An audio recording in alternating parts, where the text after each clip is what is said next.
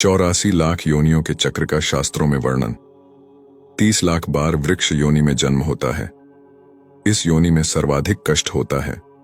धूप ताप आंधी वर्षा आदि में बहुत शाखा तक टूट जाती है।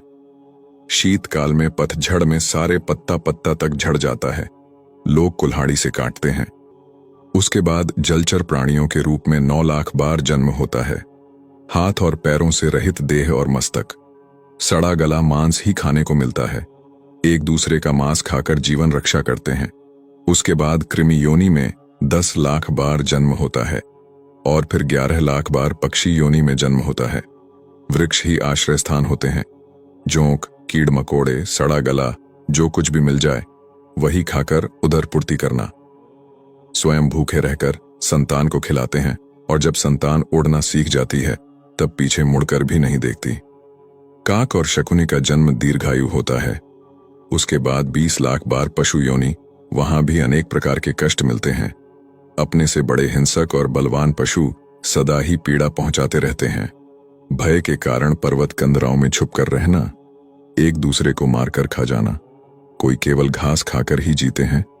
किन्हीं को हल खींचना गाड़ी खींचना आदि कष्ट साध्य कार्य करने पड़ते हैं। रोग शोक आदि होने पर कुछ बता भी नहीं सकते। सदा मलमूत्र आदि में ही रहना पड़ता है। गौ का शरीर समस्त पशु योनियों में श्रेष्ठ एवं अंतिम माना गया है। तत्पश्चात 4 लाख बार मानव योनि में जन्म होता है। इनमें सर्वप्रथम घोर अज्ञान से आच्छादित पशुतुल्य आहार विहार वनवासी वनमानुष का जन्म मिलता है। उसके बाद पहाड़ी जनजाति के रूप में नागा कुकी संथाल आदि में। उसके बाद वैदिक धर्मशून्य अधम कुल में पाप कर्म करना एवं मदिरा आदि निकृष्ट और निषिद्ध वस्तुओं का सेवन ही सर्वोपरि। उसके बाद शूद्र कुल में जन्म होता है। उसके बाद वैश्य कुल में, फिर क्षत्रिय और अंत में ब्राह्मण कुल में जन्म मिलता है और सबसे अंत में ब्राह्मण कुल में जन्म मिलता है। यह जन्म एक ही बार मिलता है। जो ब्रह्म ज्ञान संपन्न है वही ब्राह्मण है। अपने उद्धार के लिए वह आत्मज्ञान से परिपूर्ण हो जाता है। यदि इस दुर्लभ जन्म में भी ज्ञान नहीं प्राप्त कर लेता तो पुनः 84 लाख योनियों में घूमता रहता है। भगवत शरणागति के अलावा कोई और सरल उपाय नहीं है। यह मानव जीवन बहुत ही दुर्लभ है।